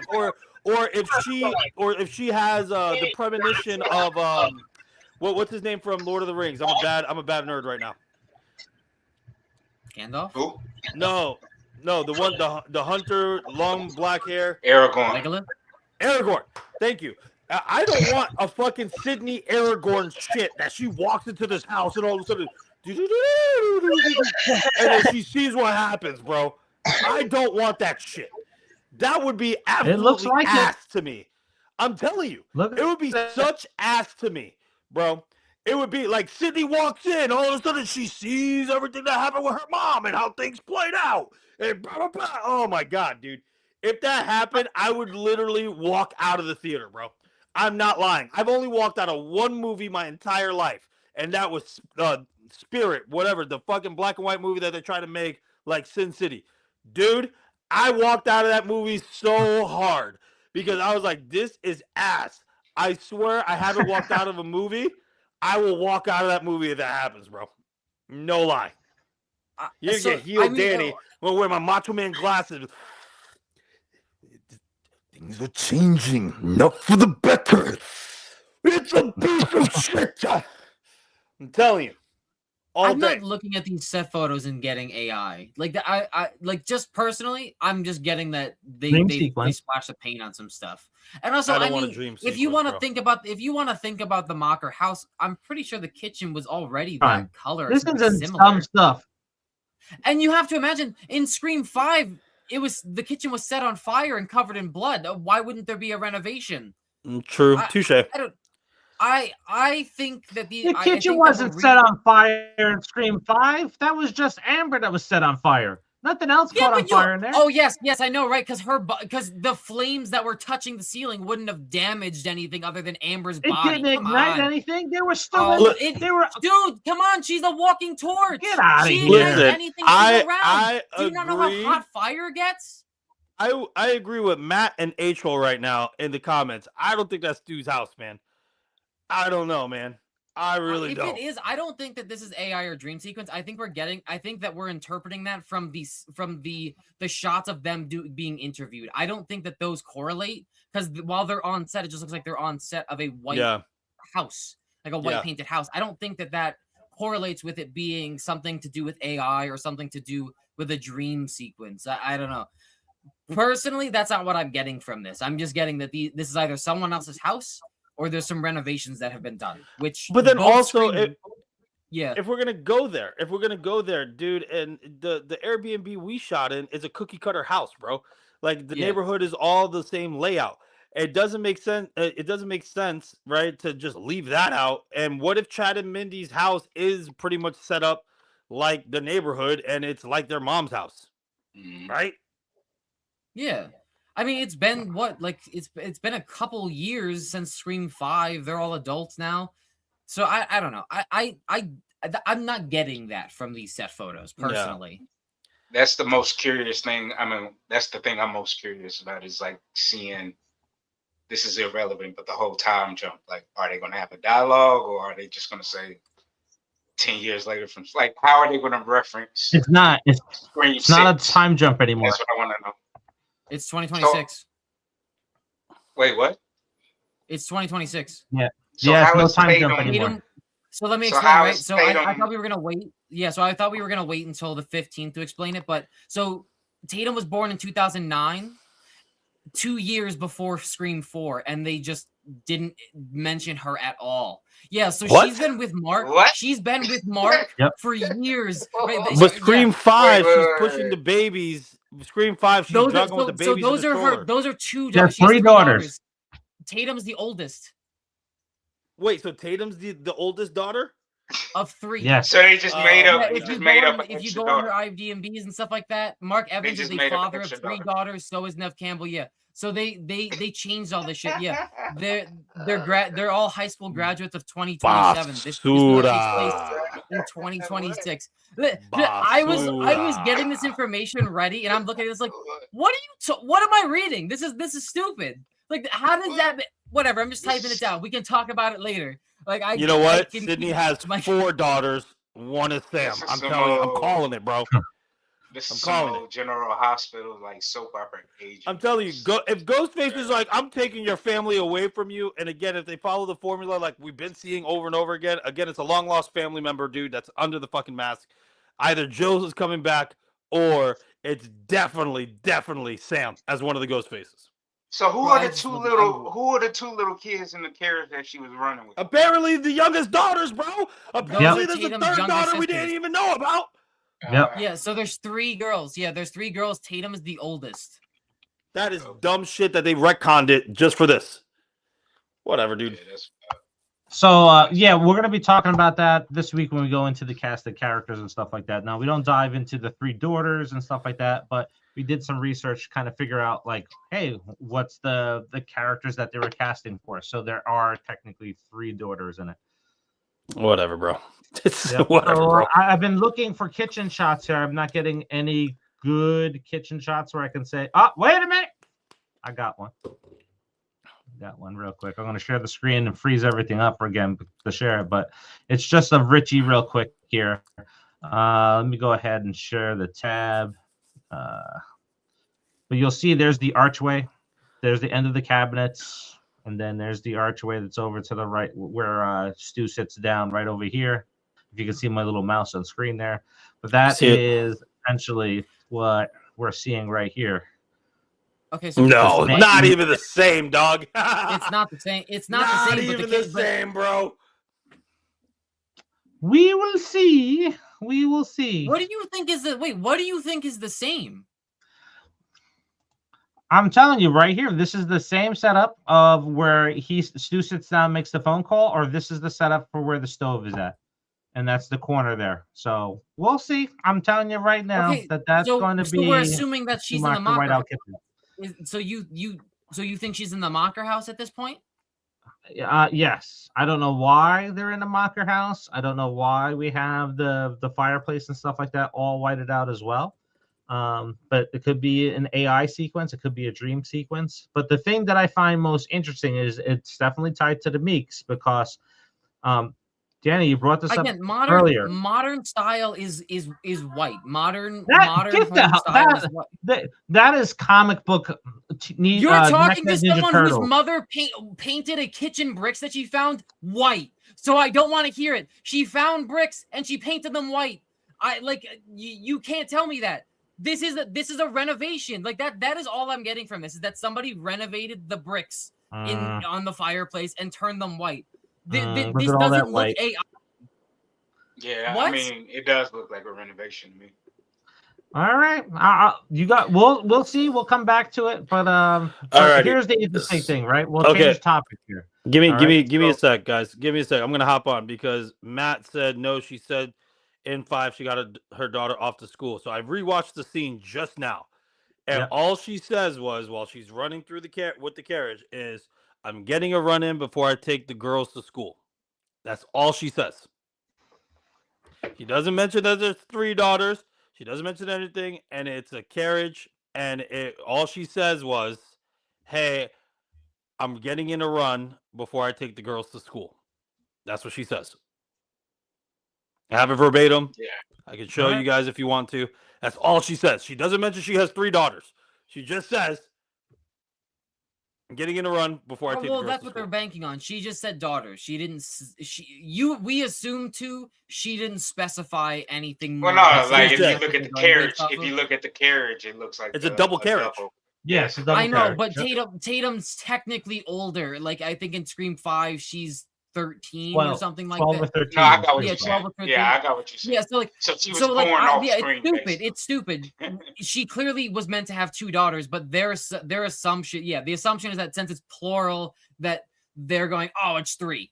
She didn't say it wasn't 3, but realistically, why would you leave your 13-year-old daughter home alone while you take your other 2 out for a run? Why not just leave your 13-year-old home to babysit the other 2 while you go out for a run? I was babysitting at 10 or 11, so it's like, I don't know. I mean, yes, but that's another thing too. Like she's the mom. She's the woman known for being Ghostface, and she leaves a kid home alone.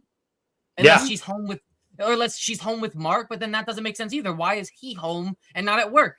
Especially in the middle of the. I don't know. See, like it just doesn't make sense. Like we're reading too much into it. Scream as a franchise is plot hole plethora, so we shouldn't really be this upset about this one. It's just it. It was most definitely meant to be 2, not 3. That is a new thing. All right, so we had Danny call out this scene earlier, so I actually had to pull for this. So we see the shirt, we see the fight going down. Notice this Ghostface is short, a lot smaller, compared to that Ghostface, right? So same build though. What if he's dodging and going in for he's gonna dodge the punch and stab her, and that's what he's. But Mindy looks taller than him there. Yep. Now, so we see the shirt, and the shirt is in the interview in the possible Meek's house. Yep. So, and then if we notice again, we got that tape going across the fireplace. Mm-hmm. Yeah, but isn't that in the coffee house though, where that fight scene is? I thought so. Go back, Could that mean right? Could this mean right? So we have the possible. We have the possible fight scene here in the kitchen, right? Yep. That's not a home, though. That doesn't. That's a kitchen. That's a kitchen. That's a kitchen. That's like a restaurant kitchen and whatnot. Yeah. Yep. We have the home here with her wearing the same outfit, right? Yeah. And we've talked about this before, right? That looks like a basement. And then think about it. Is this confirming that we have two separate Ghostface killings happening in two different areas? We have Dude, I would Woodsboro love that. going on, and we have Pine Grove going on. Yeah, I would love that. I would honestly love that. But. Or do we have a to spree the- that travels from one location to the next? I would, yeah, because you don't know if Randy, not Randy, Jesus Christ, that the Meek twins, you don't know if they're in Seattle as well. Yeah. Yeah. You know what I mean? But I would love that, Dave. We talked about this plenty of times of two separate ghost faces working two separate ways, right? And then you got two ghost faces trying to off each other. You know, like we've been wanting that for a hot minute now. That'd be awesome. Not gonna lie. It would be interesting, like if this is truly one Ghostface, like I think someone said it was only gonna be one, but I don't know if that's true or not. But if this is one Ghostface, and we are getting a more brutal Ghostface, I don't think we've seen like a scene where like, in Scream where like someone is in one location, they get jumped by Ghostface, people die, and then they get chased to another location. At least not in like Ghostface is coming at them, following through the streets, trying to pick them off. As a more like, I would think that like. Well, everyone was in New York. Everyone was in New York for the sixth one. So why would we be surprised that they're in Seattle? You know what I mean? Like, why would we be surprised that they're not in Seattle? You know what I mean?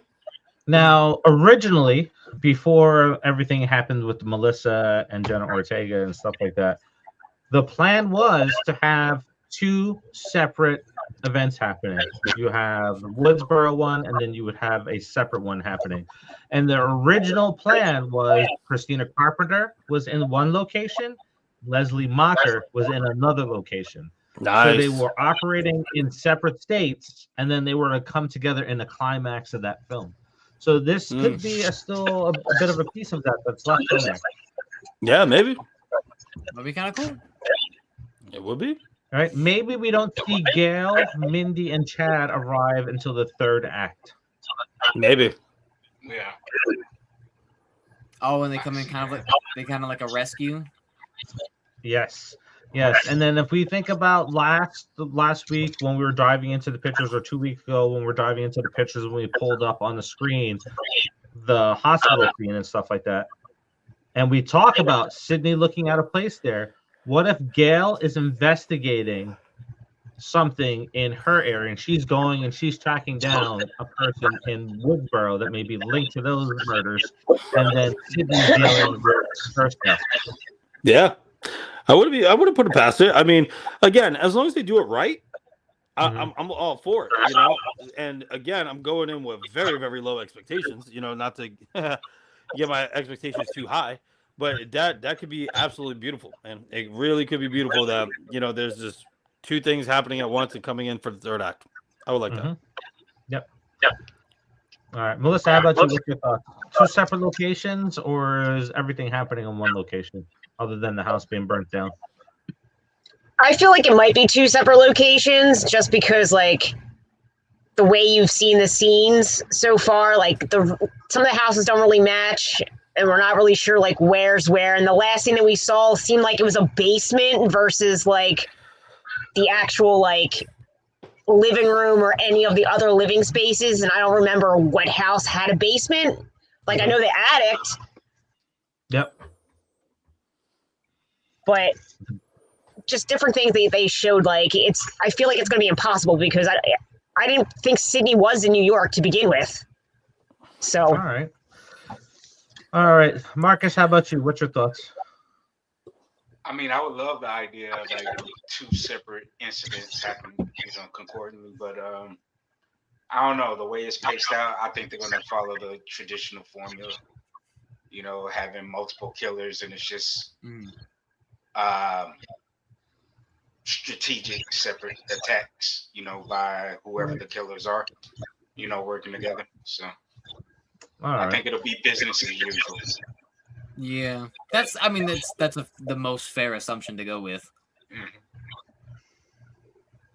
All right. Oh, that's a good. All right. So we're gonna get to questions now. We're gonna start to wind down. I got some stuff here started that we're gonna get through that I've seen come through throughout the day here, or throughout the stream. So we're gonna start looking at those.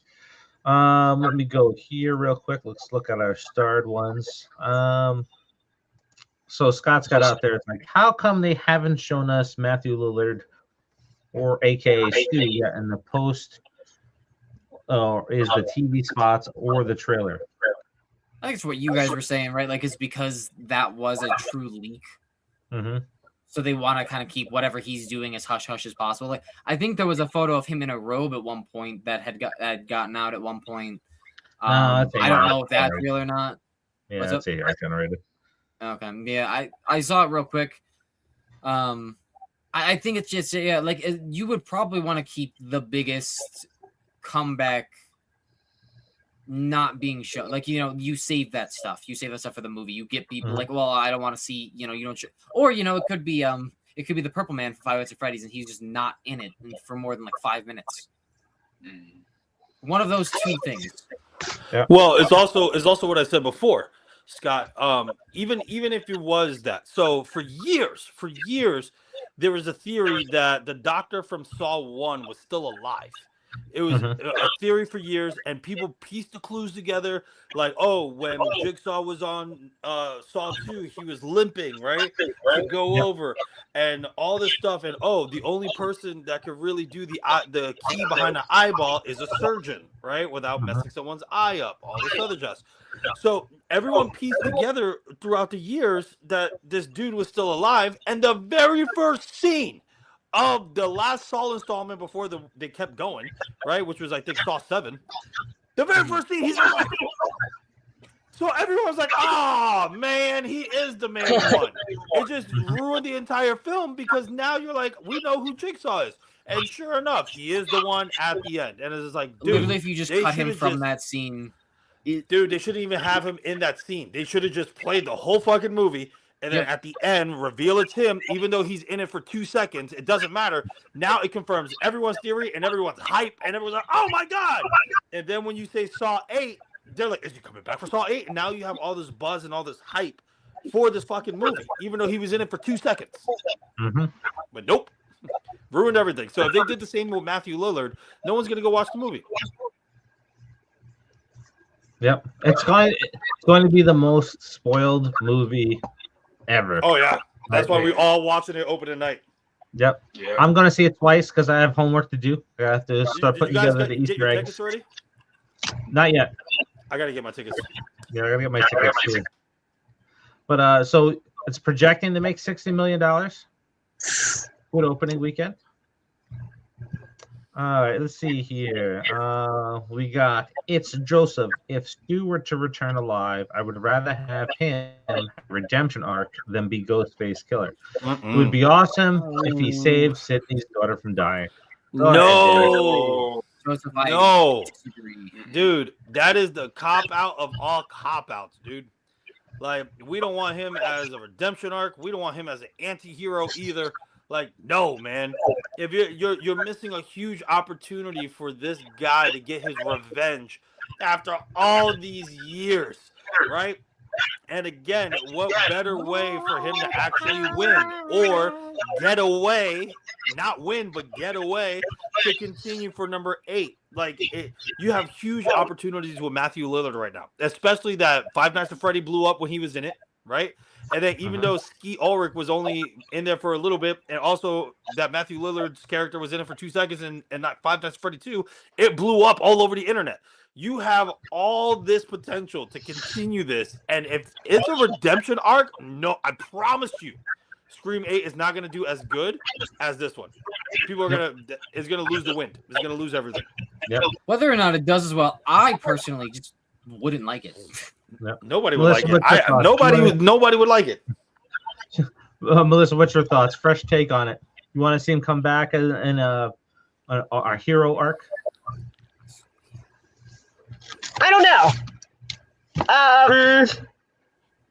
I don't know if it would come back in this one as a hero. Like, maybe he foils something, but if they bring him back in the 8th one as a hero, I could see that going off better. Just because it seems like there's so many cameos that are going to be in this one to begin with, that you're not sure who's going to be a villain, because you never know. Some of the cameos that we know of as like heroes could come back as a villain and could fuck everything up that way. But I'd be interested just to see how it goes, and probably once I'm watching it, I'll be like, all right, I want to see him back as, the spoiler. But I just always liked him as the villain. I never wanted to see him as a hero. Yep. Thank God I'm drinking, because man, that is painful to hear that you hope he's a hero. That is painful. I'll say this so bad.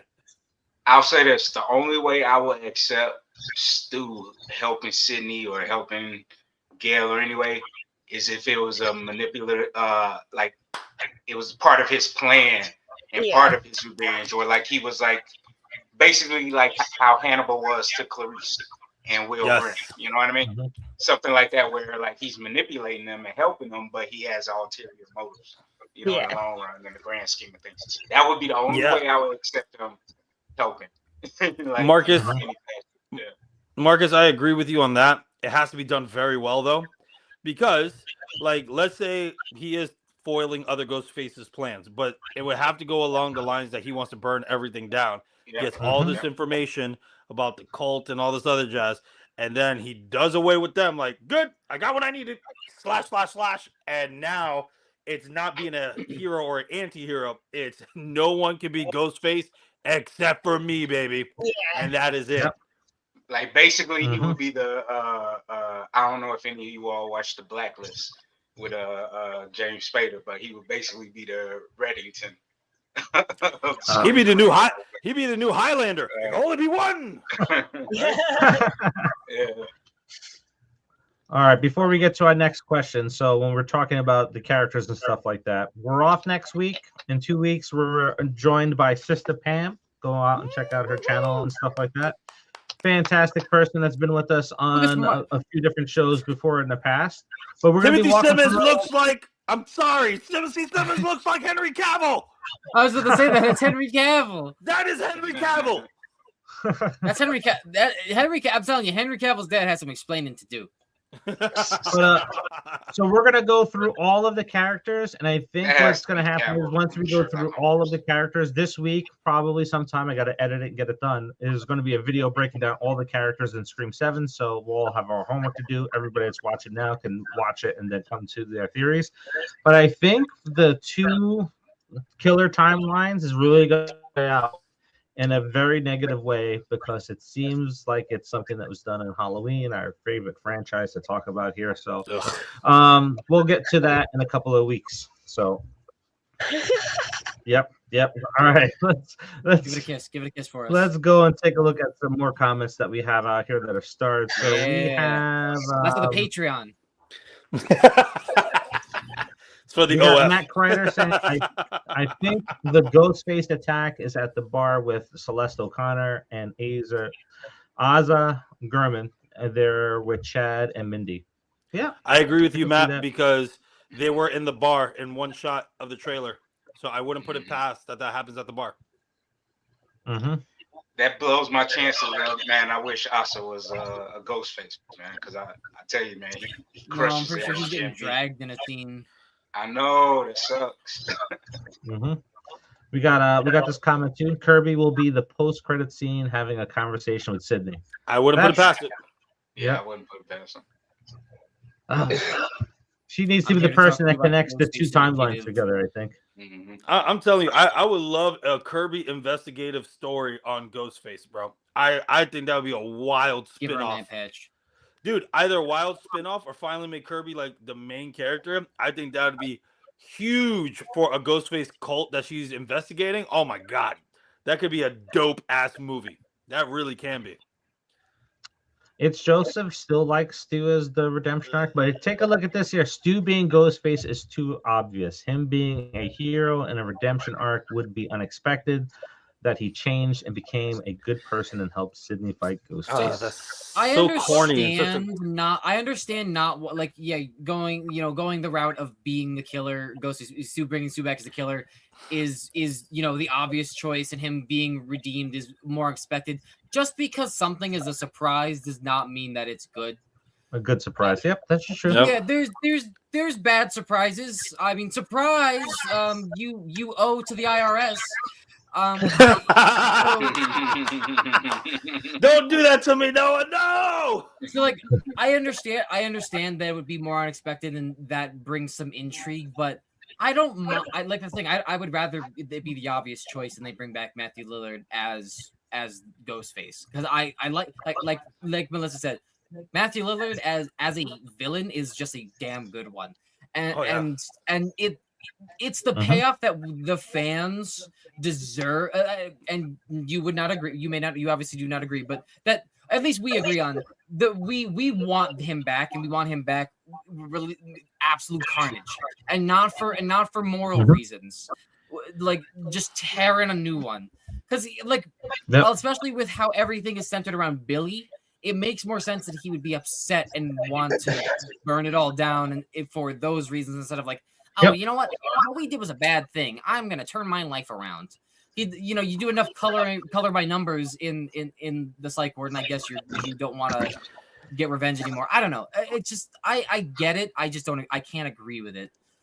I love Marcus's idea though, that they play us from the beginning. I'm a good guy, and all of a sudden, shank. Oh my god, that'd be a great twist. Obviously, we're calling it already because it's predictable, but I still love mine and your dad's better. I love mine and Dave's theory better.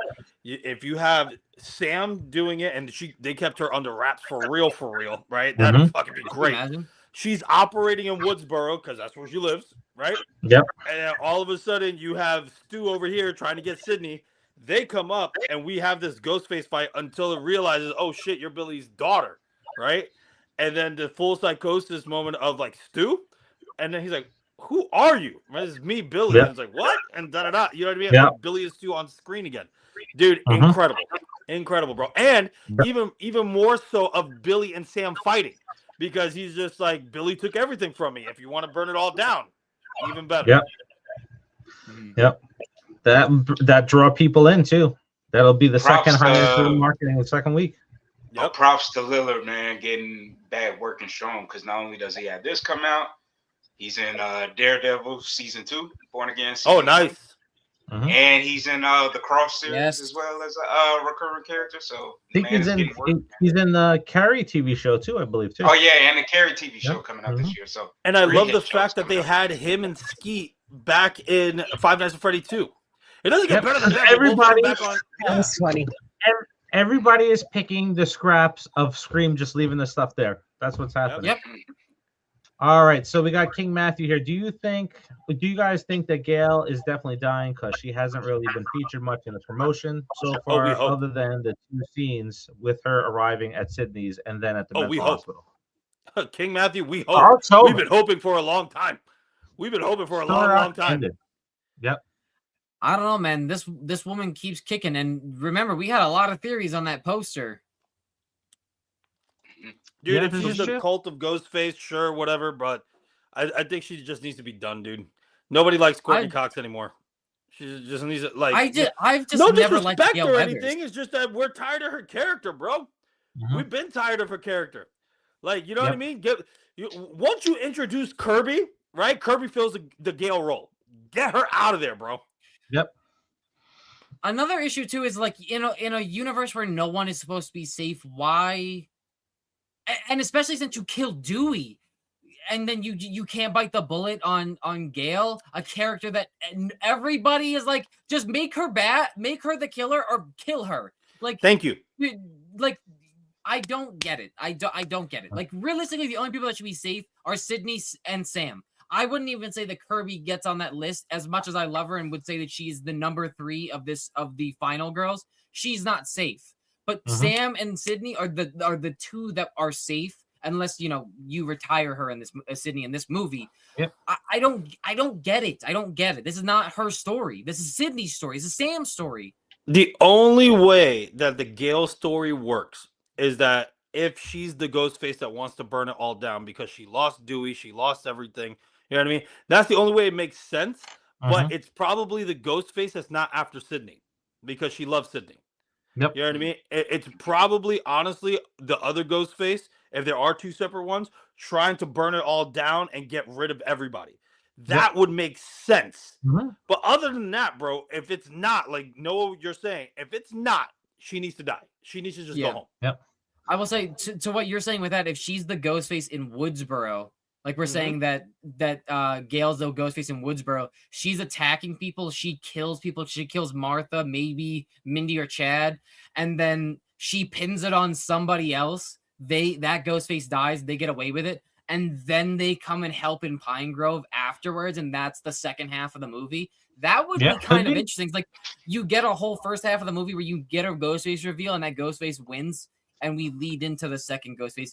Kind of interesting. And then you have this Ghostface is like, I know your secrets kind of deal, and that kind of leads us in the second half of the movie. Yeah. Yep. Melissa, what's your thoughts on? They did that in the TV show. Oh, nice. Sort of, where one of the killers was in jail and they were transporting him, and the real Ghostface came out and was like, "Hey, I'm tired of you." You know, basically he was like, "I'm pissed off that you're making me look bad. Like I'm real." You know. So. Sounds like a recycle that we're doing. Melissa, what's your thoughts on Gale surviving? You for it or not?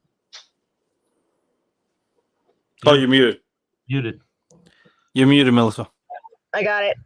So I feel like it's her time to die. Like, let's let the new generation come in. You know, if you have Neve Campbell live, like let her come as a cameo every now and then. But like, we already have new characters for the last 3 or 4 movies, right? So like, let the new ones come. Dewey's dead. That was the best story. Her and Dewey were together. I'm done with her. Yeah. No, you nailed it on the head. It's just like, dude, it just needs to be over. Honestly, they should never have killed Dewey. Everyone loved Dewey so much that it should have been Gale, right? And it makes sense with Dewey's story that he was spiraling out of control anyway, right? Then you can have Rogue Dewey that's like, I don't give a fuck about the law anymore, dude. Oh like, my God, Rogue Dewey working with Kirby? Yeah, Rogue Dewey, bro. Dude, Rogue Dewey, and then Kirby's like, "What the fuck are you doing?" He's like, "I don't care." Kirby's anymore, in the phone. Right? Kirby was in his contact list. That's what I'm saying, bro. Like Rogue Dewey would have been a better story than this Gale bullshit, bro. Yep. Well, so if you really think about it too, again, Melissa's right, right? Like the Gale Dewey storyline was the best one for Gale, and you can take away Gale and still have Dewey. You really can't take away Dewey and still have Gale unless you do the Ghostface storyline, where she's somehow a part of it. Like there's no more interest to her character. There really isn't. And that it really showed in 6. Now, granted, 6 was just a bad movie to begin with, but it really showed how much she needed Dewey for her character to work. Yep. Because I wasn't interested. Oh yeah, so it's been a year or 2. She's moved on to some buff black dude, and like, and granted, they weren't together anymore. But like, it still felt weird. Like it just made the character feel more sour for me, even more because like this was like something that she truly mourned, and now I don't know. I hated this. I hated 6. 6 sucked, but I don't know. Dewey and Gale kind of just need to be in some sort of entanglement in order for her story to work. I kind of feel. Wait, did we rank the Scream franchise? Remind me, because I have a memory of a Goldfish. We did. We're gonna end up doing it in March. Which one was worse to us again? Was it 3 or 6? I think 6 was the bottom. 6 was right. Yeah, okay. I think it was 6. I just say I will always say from the perspective of Sam's character, amazing. Because you get to see her character spiral and then do a fake out spiral. Like he's like, oh, she's better. No, she's not better. I'm in the minority. I like 6, but oh my God!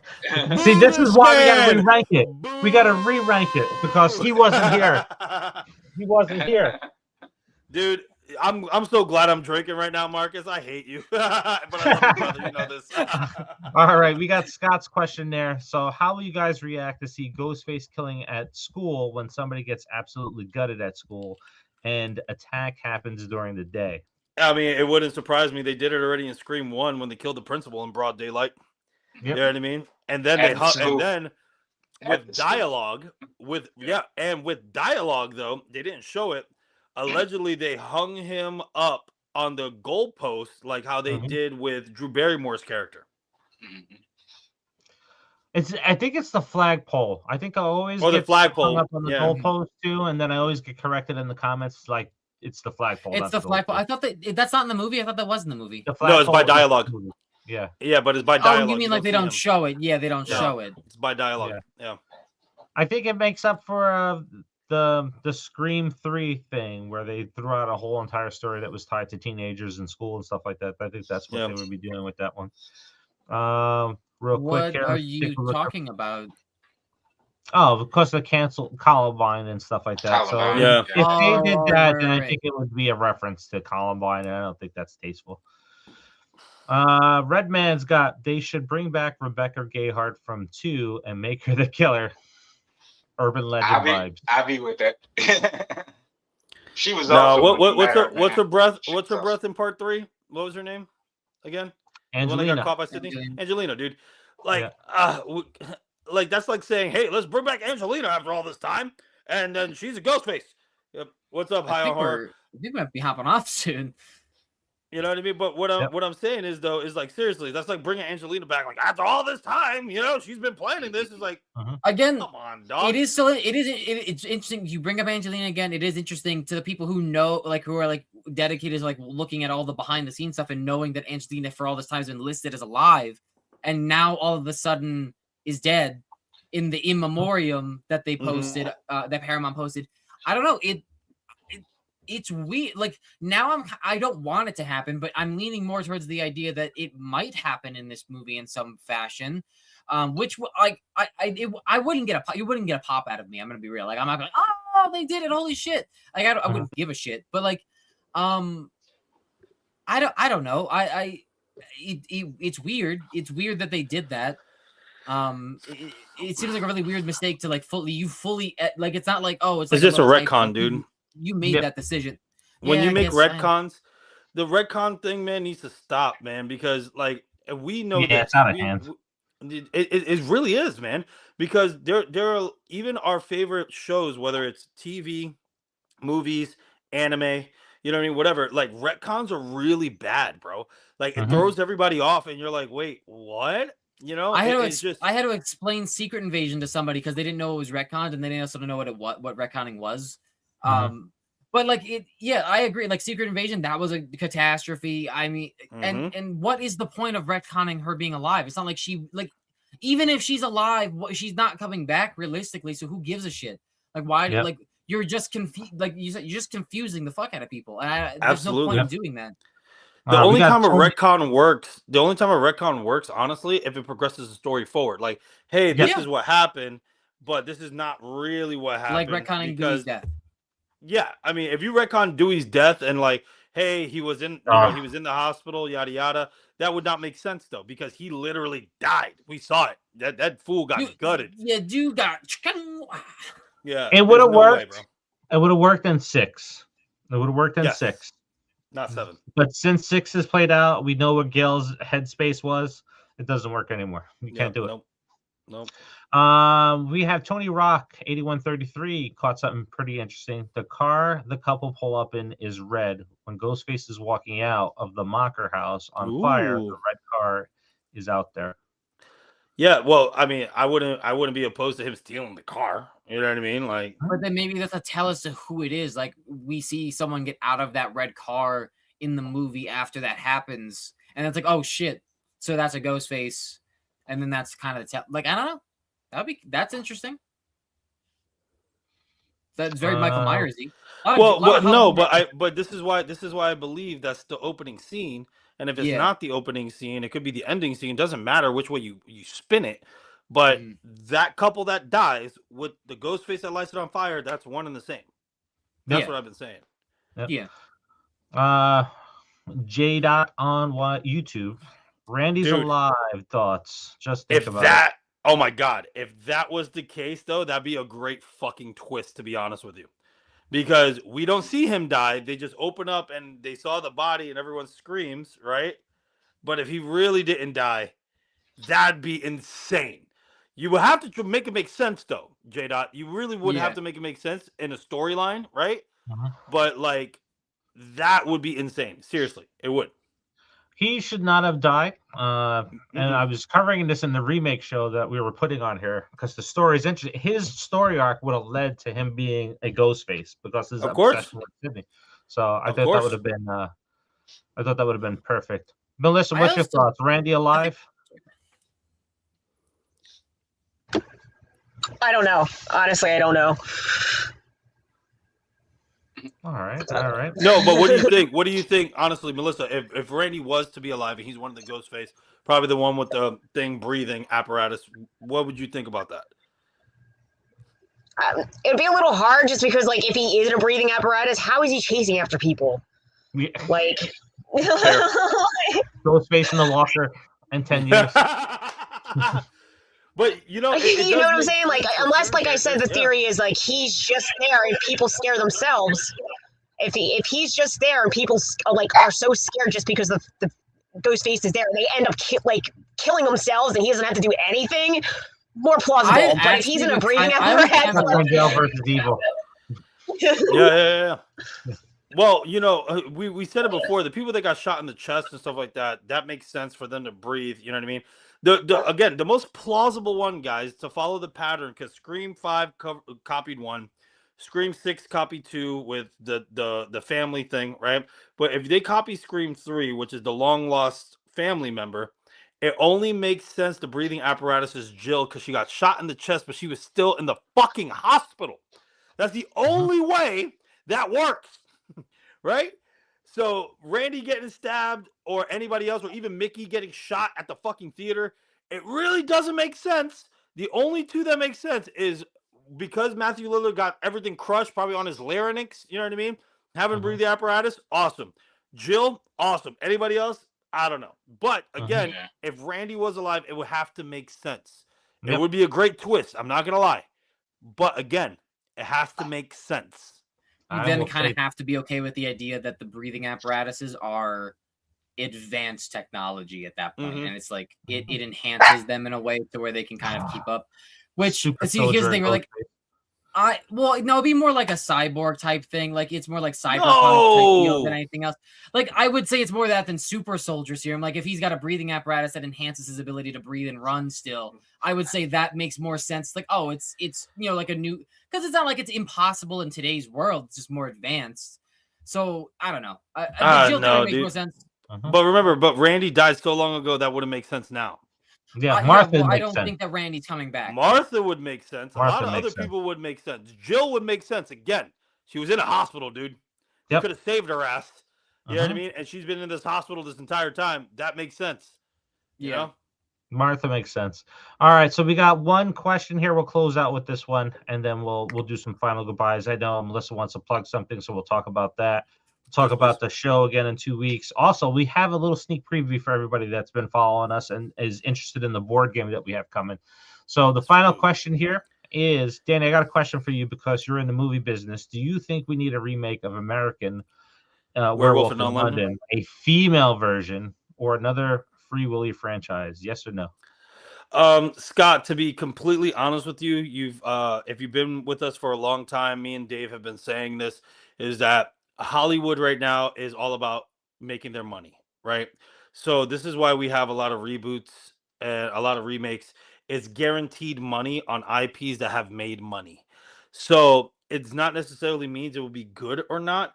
I think we just should start making originals. You know, the only reason why I did a Scream fan film is because we all love Scream. There's some theories that Dave and I discussed that I would love to implement in our movie. Not saying I did or not, but it's one of those things that remakes shouldn't be a thing now, and we should focus on originals. Now, not opposed to American Werewolf in London. The original was great, but if they did remake it, they would have to do it really, really well, man. Like really well. Whether it's a female or a male doesn't matter. right? Yeah. It has to be something that is done very well. Either it's a remake or a requel, like, you know, a total new reboot of the franchise sequel that makes sense and does very, very well on its own. I'm not a fan of these things that continue just as a money grab and as cash grab. All of us here on this panel have seen it. You know, it's a cash grab and then nothing comes out of it, right? Yeah. Sometimes it's a great movie and it's still nothing comes out of it, and sometimes it's not and nothing comes out of it as well. So for me personally, I would prefer not, but if they did, I wouldn't be opposed to it as long as it makes it really, really well. That's it. Yep. All right. So real quick, so guys, go ahead, Noah. Can I just real quick? I was gonna say, like, because you gotta be interested about American Werewolf in London. So I just want to say real quick, because American Werewolf in London is a satire film. So I mean, you have to modernize the satire, and you'd have to do it properly, as Danny's saying. So I do think, though, if you have a female playing the werewolf in American Werewolf in London, it would play into some of the, you know, the political satire that you would probably get into. So I would be interested in seeing that, but I don't think that you would have to call it American Werewolf in London to make it a satire film about body changing and all that other stuff. Like, I think that you could do something without it being a complete remake or reboot. I think that you could. Ginger Snaps. I haven't seen that. So I have to watch that. But yeah, I don't. Yeah, if you did do it with a female, I think it's definitely possible. I think you might have probably maybe even a better avenue route doing it. But I think that we should probably focus on more originals. Getting more werewolf movies that are actually good with practical effects would be nice. Yep. Oh my god, and especially really quick, because I know Dave wants to go and Melissa wants to pitch. Yeah, I'll just leave it at this.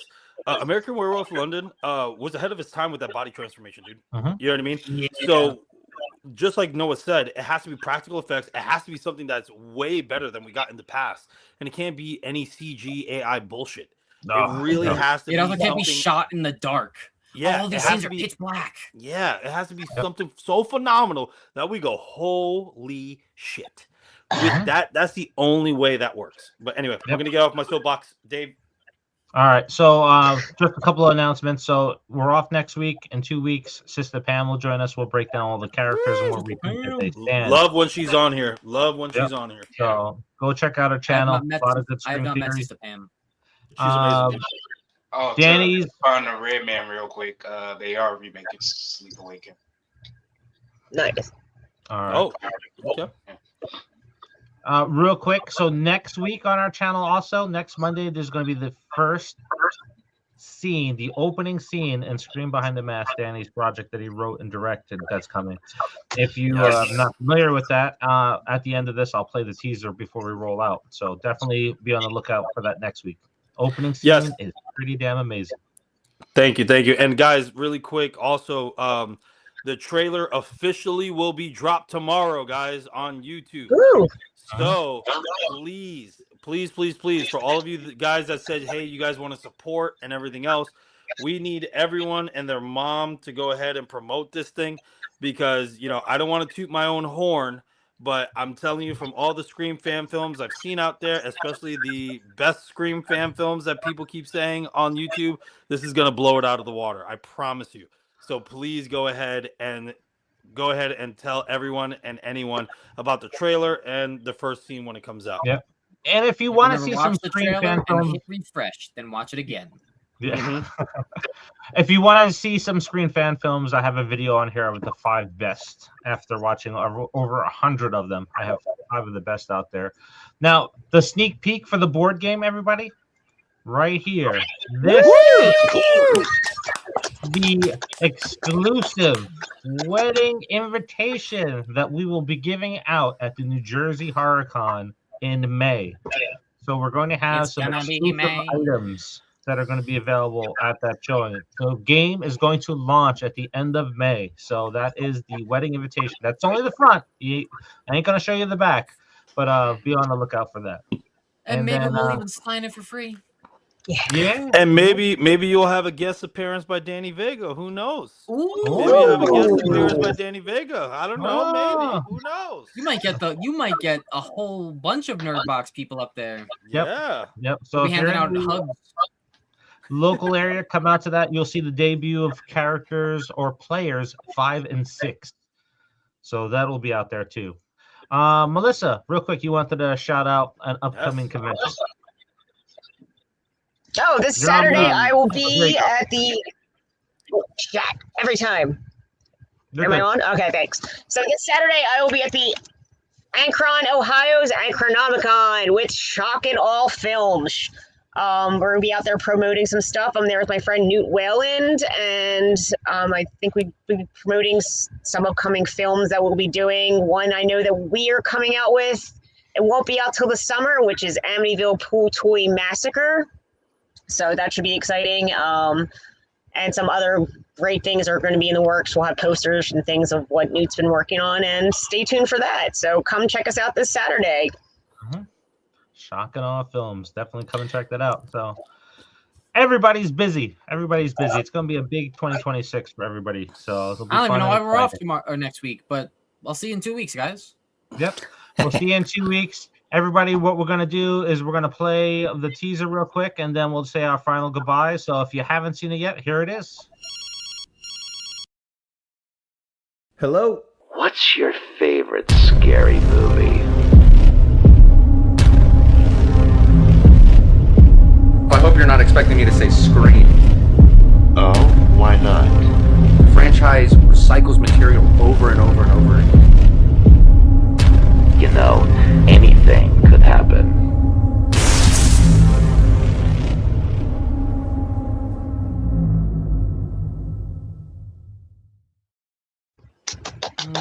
Very excited. Very excited, everybody. Looking good. All right. And thank you for joining us. Don't forget to drop a like on this. We love you. And we'll catch you next time. Yes, sir. Everybody.